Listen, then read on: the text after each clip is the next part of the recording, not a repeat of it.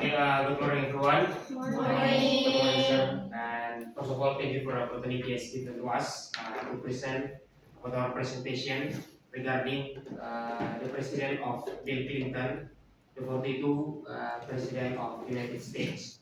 So first of all, also we would like to introduce ourselves. The first is me. My name is Bruce William Zacharias. My name is Alwa Alisa. My name is Dias Kalisna. I am Diana Zanokten. And also one of our friends, Esther, cannot attend today's session. Next. So this is for our table of content. So in our presentation, we will present to you first about the introduction, about the Bill Clinton, and also about our discussion. Especially, we will separate define the domestic policy, how Bill Clinton take in his era, and also foreign policy. And for the next is about the analysis. We will more deeply analyze how about the approach that taken by Bill Clinton in his administration, and also in the last session we will deliver our conclusion. Next. So this is our introductions. The first one about Bill Clinton. As we know, Bill Clinton is the 42nd president of the United States. Become a president in 1993 during a time of serious economic challenge in the United States. So Bill Clinton serving from the 1993 to 2001. He began his presidency during the post-war period. He focused on fiscal discipline, education, technology, and spending international trade. And his policies led to a budget surplus, job creation, and the largest economic growth in the United States history.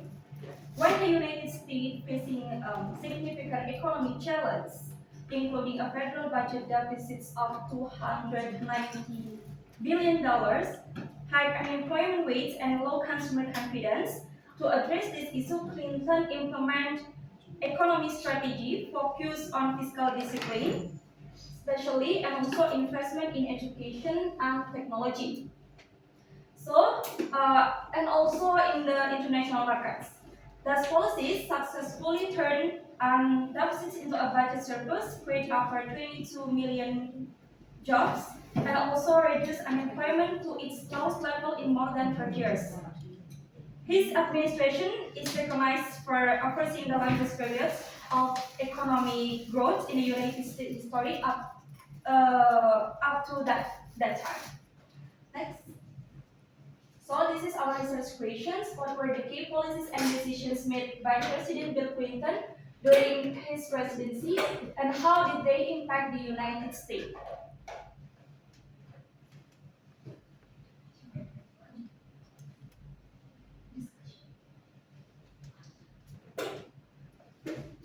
Okay, so this is for our domestic policy. The first of all is about we can see that economic growth in Bill Clinton, like my friend said before, it's quite high and it's one of the highest economic surplus at the time, starting from 1950, and also recognized by the other countries.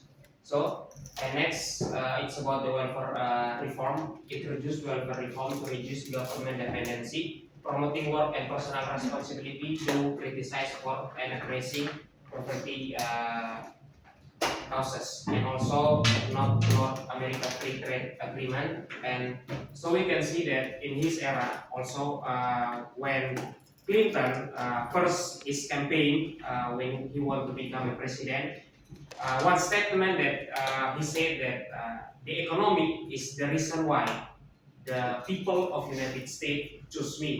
So this is one of the reasons that he was like to focusing in his administration, because as we know, like George H. Bush administration, the deficit of the budget is quite higher, and also the domestic area is not put attention more, even though yeah, we can see that in George Bush also for the internationally is quite good. So I think that Clinton see that no, even though US focusing in internationally in foreign policy, but in the domestic we have to focus in unemployment cases, the high of the deficit, decline of deficit budget.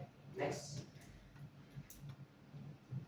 For foreign policy, Clinton believes in diplomacy, but also to action when needed. He signed NAFTA in 1994 to increase trade between the US, Mexico, and Canada. It helped the economy, but some people lost factory jobs. And he also got involved in stopping violence in the Balkans, like Bosnia, Kosovo, and through NATO history. He tried to bring peace in the Middle East by helping with the Oslo Accord and Camp David Summit. And he supported trade relations with China, helping them join the WTO.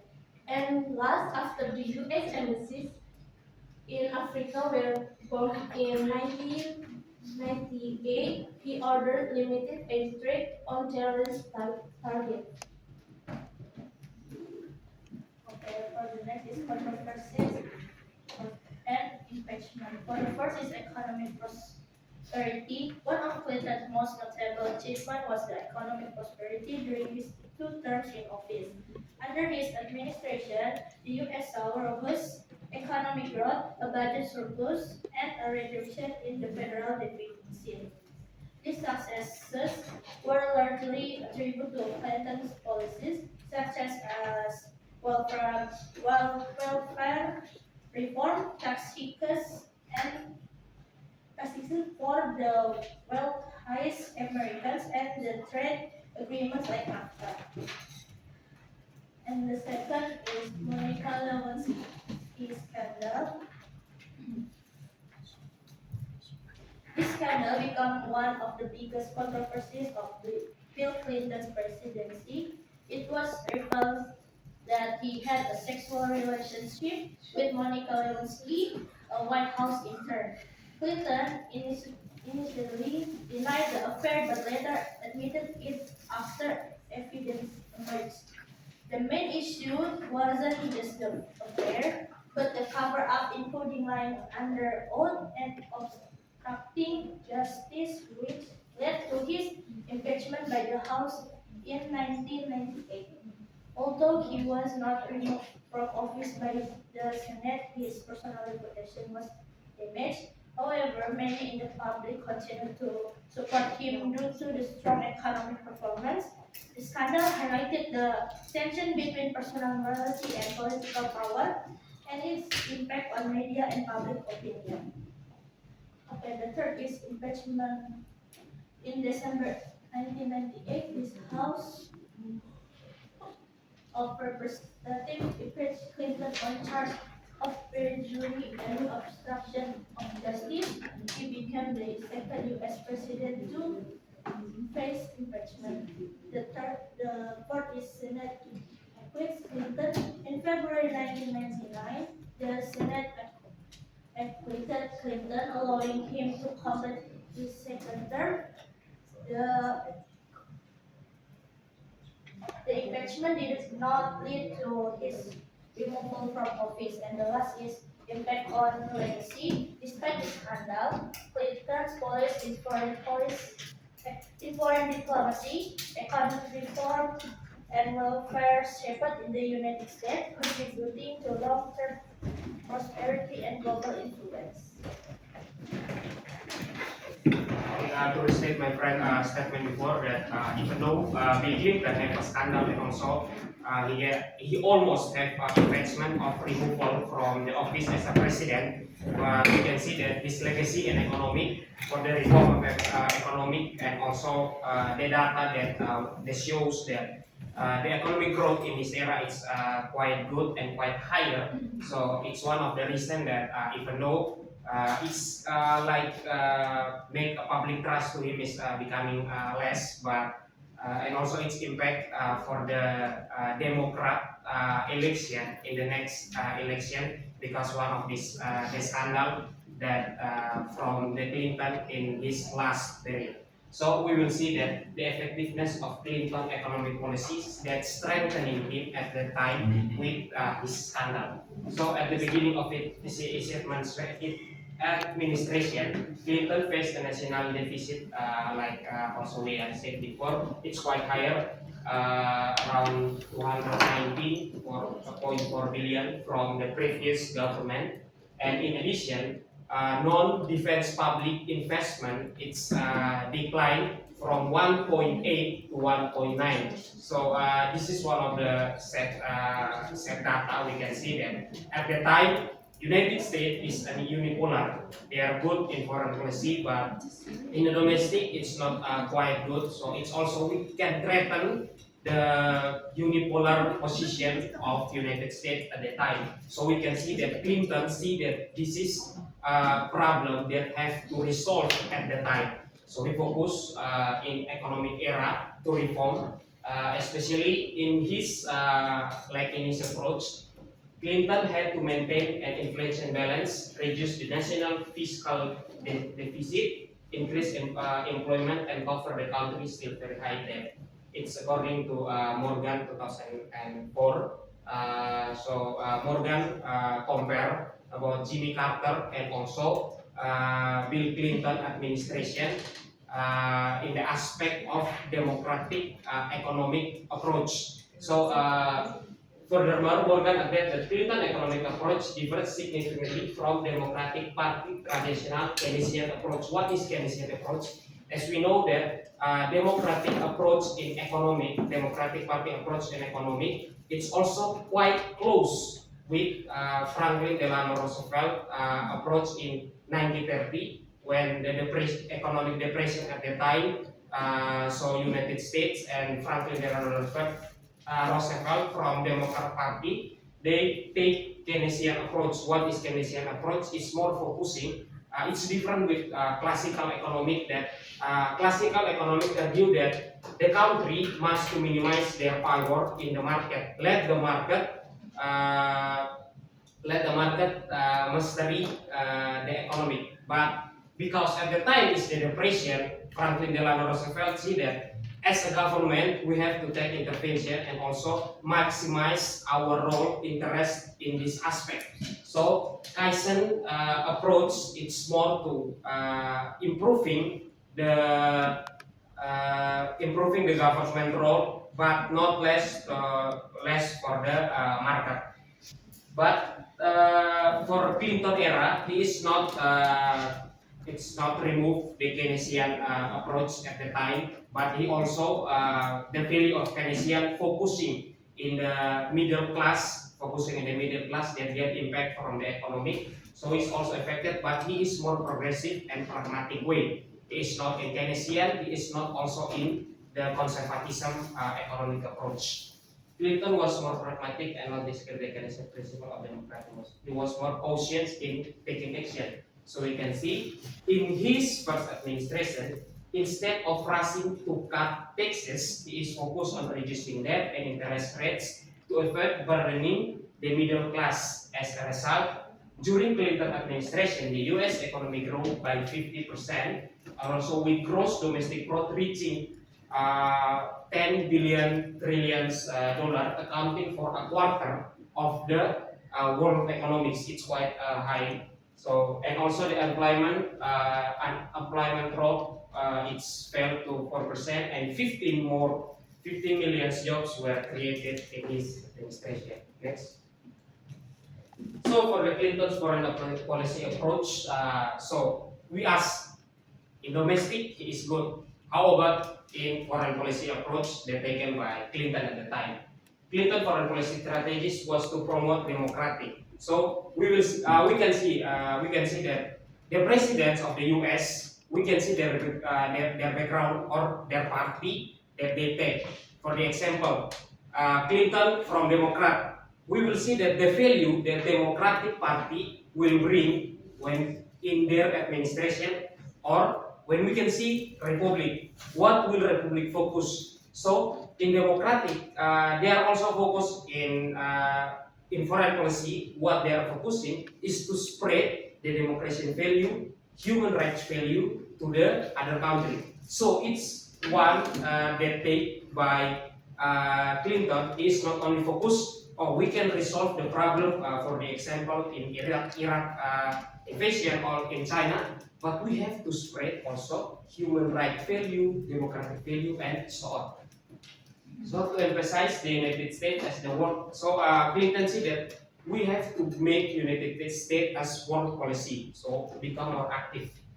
Clinton seemed to adopt the doctrine of aggressive U.S. interventionism. However, in the early days of his administration, Clinton focused largely on economic. And furthermore, Gill, 2017, in his articles, analyzed comparing George W. Bush's foreign policy and also how about Clinton.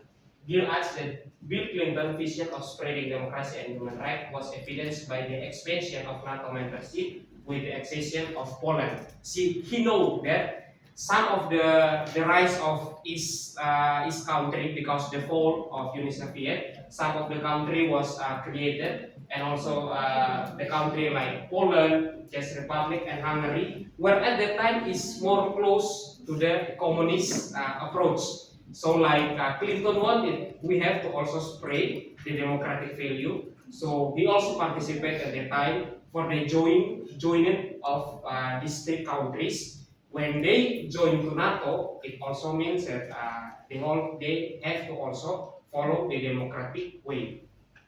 And also his involvement in the Kosovo War, the peace process in Northern Ireland, his decisive aggression in Saddam Hussein at the time, and his push for China into the WTO. But also, before he struggled for China to join WTO, Clinton also faced, because at the time China also faced in the human rights issue.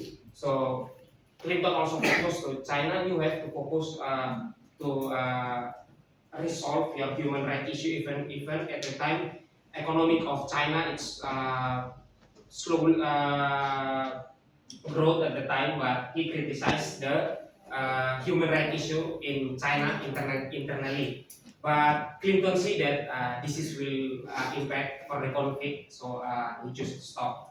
And also but one of the fails of Clinton at the time is also in the Bosnia conflict, where there are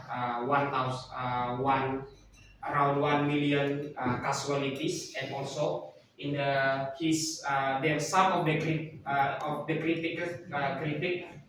to Clinton is about his fail and less assertive for the Saddam Hussein at the time. So it impact for the aggression of George W. Bush administration to Iraq. So we can see how about Clinton, he chose to spread the democratic value, human rights value. He become more active, but not too aggressive. But also he can balance. He can balance the domestic issue with the foreign policy. But yeah, we can see that also some of the fails that he fails at his administration, Bosnia War, and also he's less assertive in Saddam Hussein.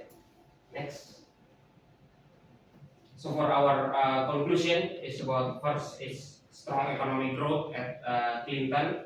It's also major policy changes. We can see what is the problem at the time, and international diplomacy, even though more intervention, and also the last one is the ethical controversy. But yeah, this is one of the aspect that even though we can see that Clinton can do that better in economic, but there is scandal, and so we are human, but as a human have a mistake. But this one, it's one of the when the American people, and also when we think about Clinton, sometimes we can forget about his legacy, but people will remember his scandal. But remember, guys, that his legacy is it's a very influential for the United States, and also for the economic economic approach. So maybe that's all from us, and looking forward for your question and suggestion.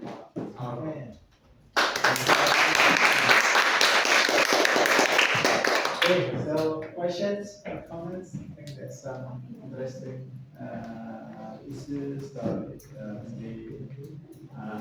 the points that you want to have more clarification. Group one is kind of maybe you also want to compare the one that you did. I mean, some of the differences from George H.W. Bush, or maybe around you want to compare also with George W. Bush. Any questions? Yes. Okay, so well, this is not a hard question, just about you guys' opinion about one of the topic that you have delivered. So I wanted to ask about, so you have mentioned about Clinton's domestic policies, right? I want to ask, since you guys also say that he has scandals and such stuff, so which do you think the most impactful domestic policy and why? Just you guys' opinion.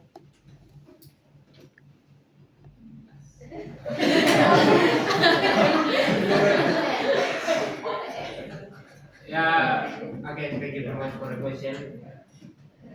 Like what we said before, that people will remember the mistake, people will remember the mistake. And also when we see, I try to also searching in Google or internet about Clinton. Sometimes the first thing is show in the internet, it's about his scandal. But when we try to as deeply as possible to search about Bill Clinton, his legacy in economic is so very influential this history form. So this is one of the things that we will try to show to you that even though don't always remember about this mistake, but looking in other side what what he ever do for the United States. So you mean that the economic things is the only things that can be proud of him? Yeah, his approach, his mind, and also how he also in the internationally it's quite known. So many things that people can it's famous from Bill Clinton. We think. Thank you. Thank you very much. Any other follow-up question? Okay. I think it's education for Bruce. Bruce can answer this. I don't really know about the Bill Clinton, but in the presentation said that the impeachment. So impeachment is one of indication he's not good in administration. So how you measure success of Bill Clinton in administration? We forget about Bill Clinton scandal. So how you measure about success of Bill Clinton administration? Okay, thank you. Very good question. So it's about how we measure the success of like presidency of leadership, right? While one of the incident is being asked or being impeached, right? So if you are being impeached, doesn't mean that actually you are not successful, or how would you see that in terms of impeachment? So to Bruce, okay. Okay, The group.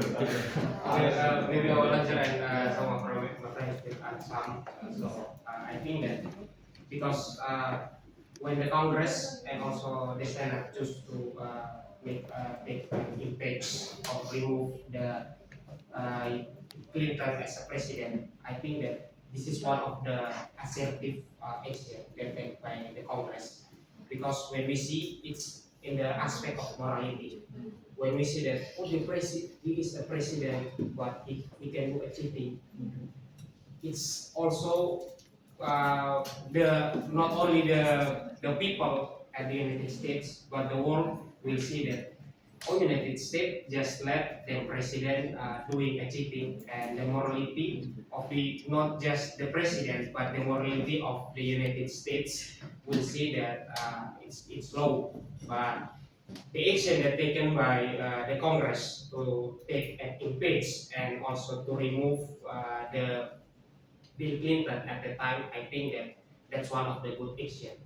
But we can see that the influence of Bill Clinton at the time is also quite higher. So it fails for the because mostly mostly the people in the United States that also think that he is a good man and also what he do and his legacy is good. So the impeachment is loose. Impeachment is failed, but for the even if it fails, but people will remember always remember they will remember his mistake as a personally, but to measure the success in the aspect of economy his success, but in the aspect of morality and also as a personally, yeah, we think that we see that because the Congress will do impacts and he fails to work his personally and also his morality, and the world will see that.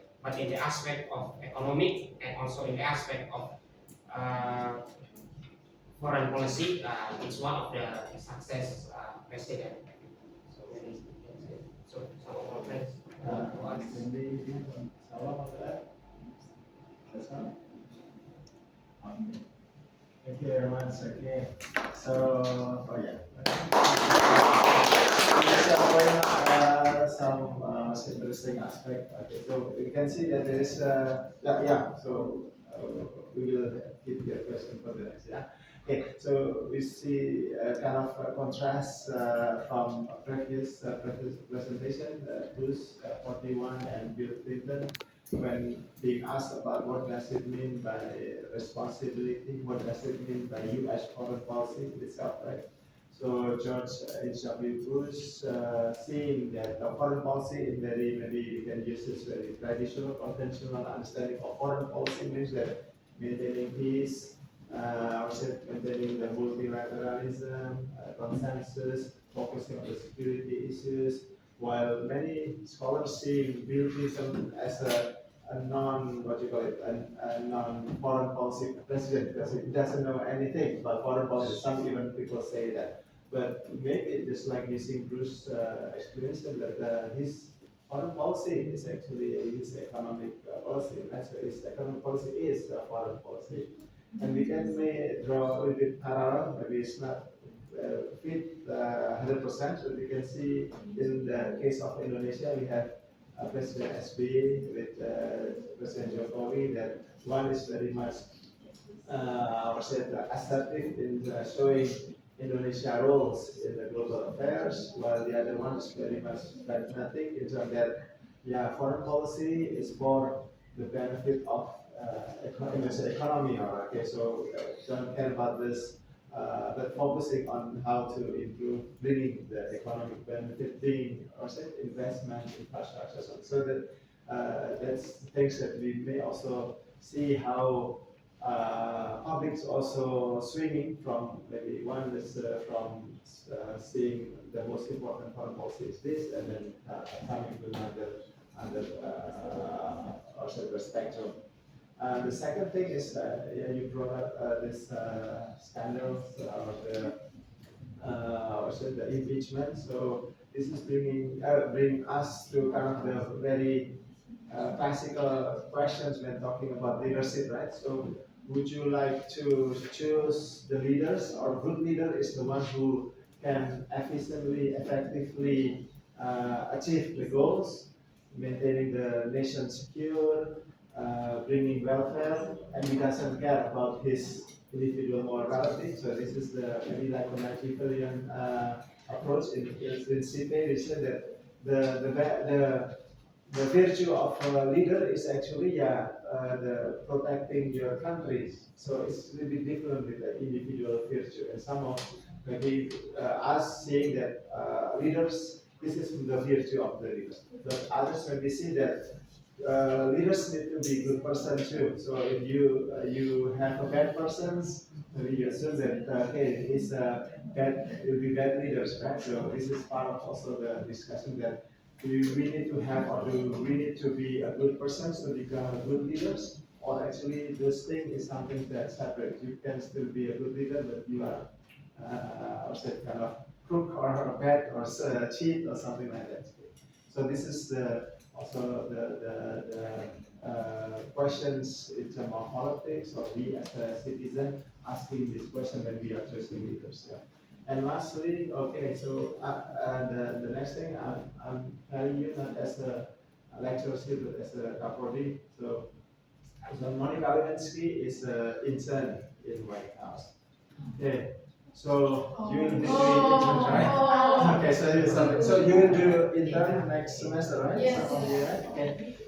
So and these things actually happen. I mean that some there will be a challenge, or maybe hopefully it's not happening to you. So that we do have some incidents like this.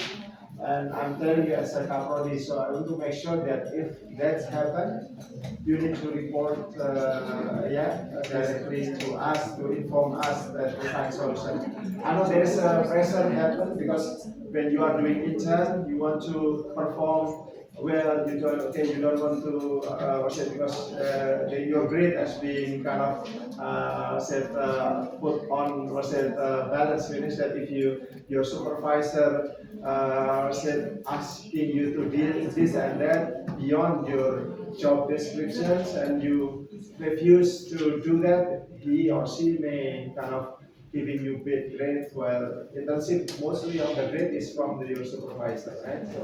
So that's why I want to make sure that don't feel afraid that if that's happened, or you see there's some indications, you need to inform us, university, because we want to make sure that you save that, and don't try to solve that by yourself, thinking that, oh, I can solve this, okay, maybe if I do this and that.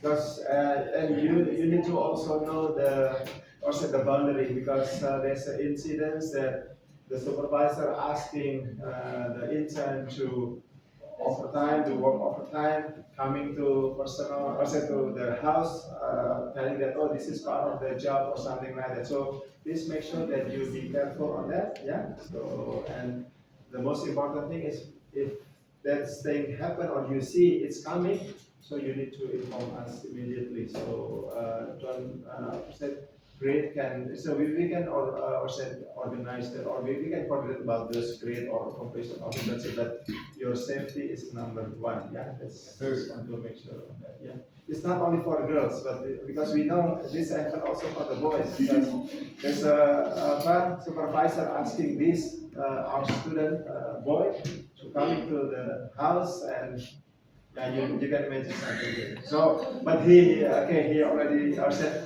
start seeing that's coming, and then he refused to do that or something like that. So, but we heard of something happen. Yeah. Okay. So be careful. And, yeah. So we want you to get the opportunity to get the possibility of employment.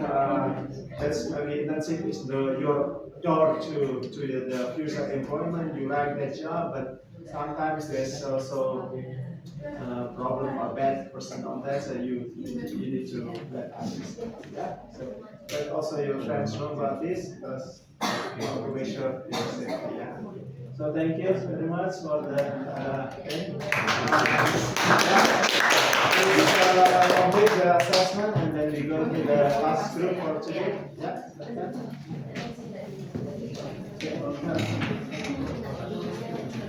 Thank you, BBJ.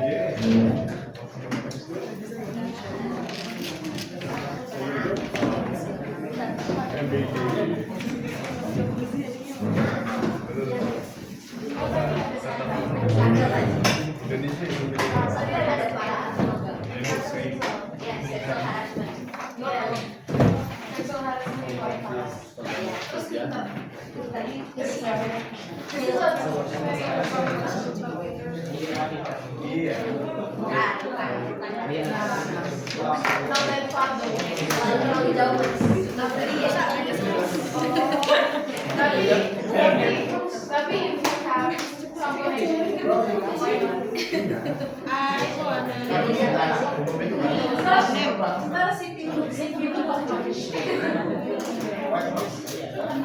recognized by Donald Trump.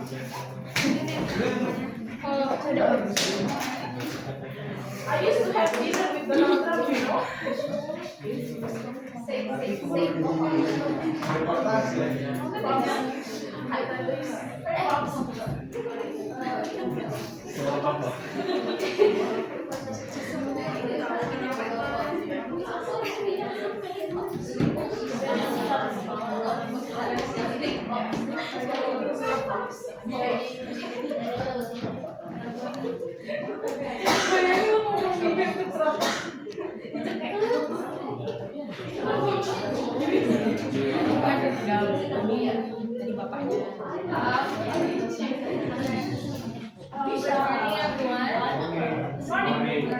Okay, so we're from Group 3, and the president that we're going to deliver is about the George W. Bush, and we're going to focusing on the presidency of George W. Bush and the post-World War. For all, let us introduce ourselves. My name is Joanna, along with my members. My name is Georgina Silva. My name is Mary Concepcion. My name is And here's the table of contents. So the first one is about the introduction of George W. Bush, and then the global context on the post-World War, and then we're focusing on the domestic and foreign policy, and the fourth one is about the critical analysis during the George W. Bush presidency, and also some kind of theoretical framework that related to his presidential, and the last one is conclusion. George W. Bush is the 43rd president of the U.S., marked a defining chapter in the post-Cold War era. Taking office in January 2001, Bush inherited a world no longer defined by the ideological rivalry between the U.S. and Soviet Union, but by new and complex challenges, including the globalizations, regional instability, and non-state threats. And his presidency was soon shaped by the unprecedented events of September 11, 2001, which reoriented the U.S. foreign and domestic policy in profound ways. From launching the war on terror to initiating military interventions in Afghanistan and Iraq. Uh, Bush administration significantly reshaped by America's role on the global stage. So, moving to the global context post-Cold War, George W. Bush presidency in 2001 until 2009 took place in a post-Cold War era where the Soviet Union had dissolved and the U.S. emerged as the sole superpower. The world faced new challenges such as the threat of terrorism and the rise of other economic powers. Post 9/11 transformation, the September 11, 2001 attacks marked a turning point. Bush foreign policy drastically shifted from a interventionist approach to a primary focus on the war on terror. The Bush Doctrine emphasized preemptive action against terrorists and their state sponsors, as well as maintaining U.S. dominance globally. President Bush firmly declared, either you are with us or you are with the terrorists. For the foreign policy goals, based on three main pillars. The first one is national security. They protected the U.S. from global terrorism and weapons of mass destructions. The second one is economic interests, promoting free trade and global economic growth characterized by an increase in free trade agreements like CAFTA, DR. And the last one is ideology. George spreading democracy as part of national security, believing it would combat extremism. For the stance on the Kyoto Protocol, despite promoting economic globalization, Bush rejected the ratifications of the Kyoto Protocol in early 2001, He argued that the protocol exempted large countries like China and India and could seriously harm the U.S. economy. For the comparisons, in Bill Clinton, his foreign policy focused more on issues like children, education, and helping, reflecting the early post-Cold War optimism for peace and global operations. For George W. Bush, his main focus drastically shifted post 9/11 to terror or terrorism and freedom, emphasizing defense and unilateral actions. For Barack Obama, he focused more on domestic economic issues like jobs and a clear commitment to multilateralism and global decisions making. In short, Bush presidency was defined by his response to 9/11, which transforms U.S. foreign policy from a more passive approach to a doctrine of sanctions and aggressive promotion of democracy, while still pushing a strong global economic agenda. So now we move to the domestic and foreign policy and the presidency of George W. Bush in the post-Cold War. The first, we can start with domestic policy. It is like the first is economic policy or tax cuts as compassionate conservatism. So Bush implemented massive tax cuts as part of his compassionate conservatism agenda to stimulate economic growth, which was realized in two main packages. The first is the Economic Growth and Tax Relief Reconciliation Act at 2001, and the Tax Relief and Growth Reconciliation Act at 2003. The Bush initiated tax cuts amount to approximately 1.35 trillion dollars between 2001 to 2010, making this package one of the largest tax cuts in the U.S. history.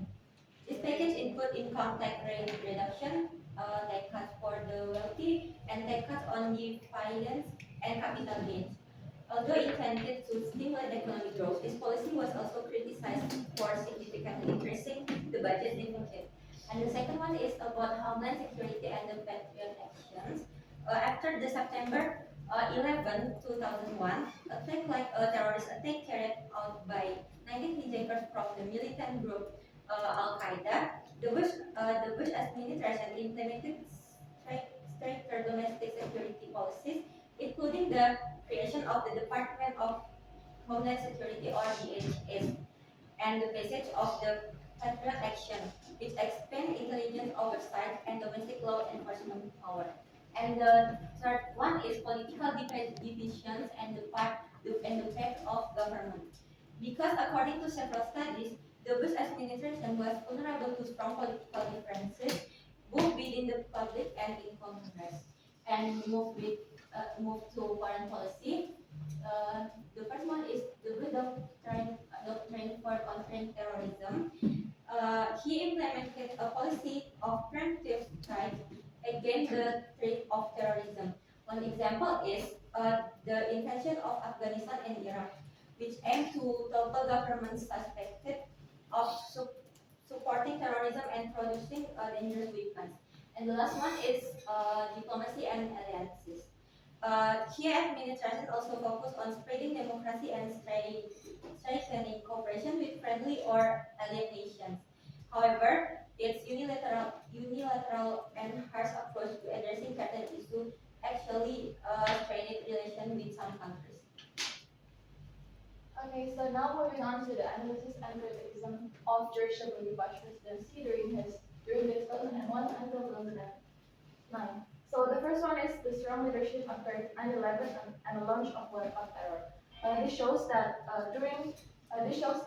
his decisive response to the terrorism, and then it shows that strong leadership on the national crisis. And the second one is about the decline in U.S. global credibility due to Iraq War, and the WMD justification disputed, where it caused the loss of public trust. So the WMD is something that one of the controversial decisions during George W. Bush, because the WMD stands for Weapons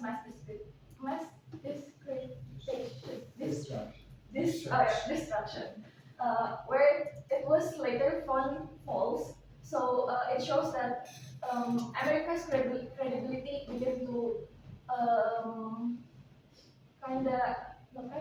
to yeah, shifted, and it hurts America's credibility to the world. And then even to their allies, it shows that okay, America is having something, but it was proven false.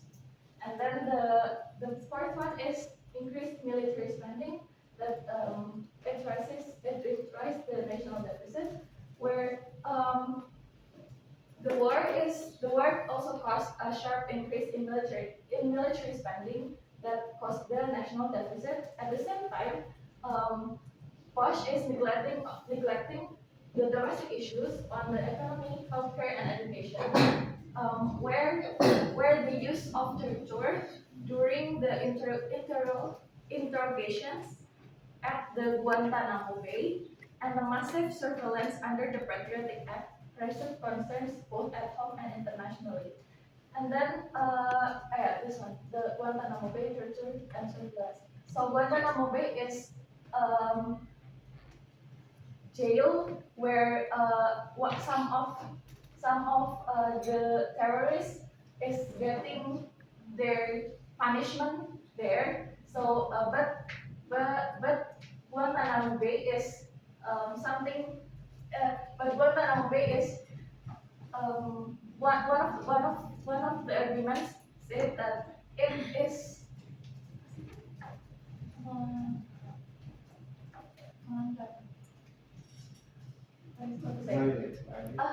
Violated the Geneva Convention because in Guantanamo Bay, the punishment it's like they're getting sexualized, and then they're also being tortured there.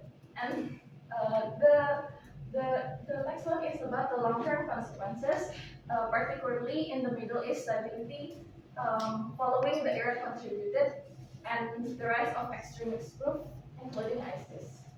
And then the last one is public opinion divided, where legacy remains controversial. So public opinion on Bush remains divided. Some of the people feel him as a strong leader who protected America after the 9/11, but others believe his presidency caused long-lasting damage to America's global image and domestic well-being. So in the end, the George W. Bush legacy remains controversial, and many of the debates around his policies continue even today. Next about the theory. We try to analyze with realism because after the Cold War, President George W. Bush's foreign policy realism. He was a one-side approach and preventive strike like in the war in Afghanistan and Iraq after 9/11 without UN approval. And he focused on security by creating the Department of Homeland Security and passing the Patriot Act. That showing national interests were more important than global cooperation, and then his action reflected a realist view like focus on power, security, and the survival of the state. And last, in conclusion, George W. Bush's presidency was a major turning point for U.S. Leadership after the Cold War, especially after the 9/11 attack. His foreign policy became more aggressive and focused on security to the Bush Doctrine, which supported a preemptive strike and the U.S. global power. Domestically, he pushed for stronger national security by the Patriot Act, while he was praised for quick action after 9/11. Many also criticized his decision, especially the Iraq War, human rights issues, and the decline for U.S. credibility in the world. In the end, Bush leadership turned America's global law. So this is our references and we make it more fun.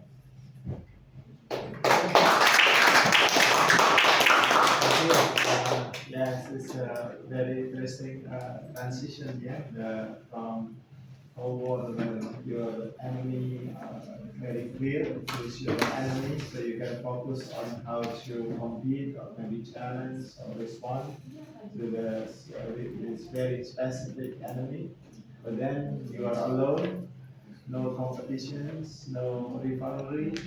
But now the enemy is back, but it's with kind of very different form or challenge. Yeah, so it's not another communist state or maybe what they call during this Huntington or certain other maybe great power, but it's even like non-state actors that maybe there's no reference on how to deal with that in foreign policy. How you negotiate with, yeah, with the one that you cannot meet directly. Okay, so that's very challenging. But at the same time, there's a lot of the definition of security is also being questioned, right? So what does it mean by secure, safe now?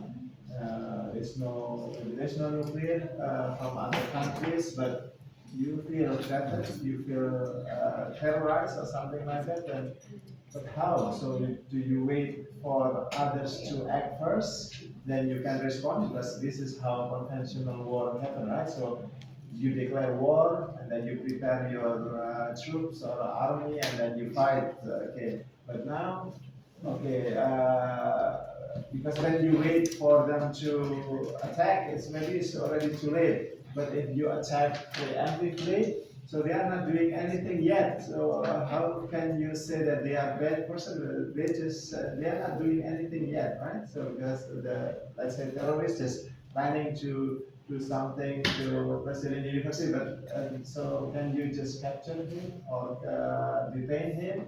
They are not doing anything yet. But if you wait until he did that or they did that, so maybe it will be too late. It's already too late, right? Because the damage already done. So how would you respond to that? So that's things that may lead the question. So maybe you do have some ideas on that question, or maybe ideas, or try to put yourself in Bush Junior position. You are in the classroom full of kids doing like just what's it sessions exactly, and then somebody whisper to your aide that you're coming to you and whisper that you've been attacked, two towers are being attacked, a Pentagon is being attacked. So yeah, so that's very iconic moments actually. So how would you react in that moment? Anyone want to ask question, or maybe you do have ideas on that? Yeah, oh, yeah. Is it related? We try to maybe combine the previous question with this. So okay, it doesn't have to be this group to answer, maybe others can also respond. Um, First of all, thank you for the presentation. We know that the Bush Junior is son of our Bush, who faced the new challenges during his administration, especially in international affairs like 9/11 and several major events that happened during that time. He always emphasized defenses and unilateral action during his administration, as stated by you guys before. My question is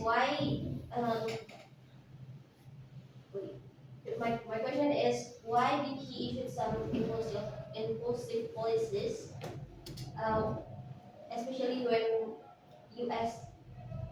Faced the 9/11, and he just made some policies without considering the future, because we can say that the Bush Junior is responsible for the instability that happened now in the Middle East area.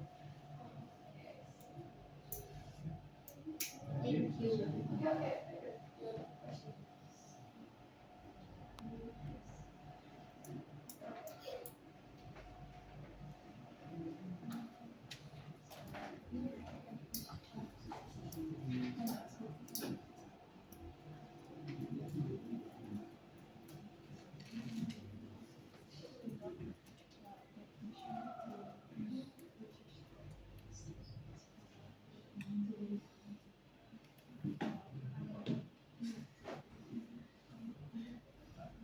start the questions, so they can collect.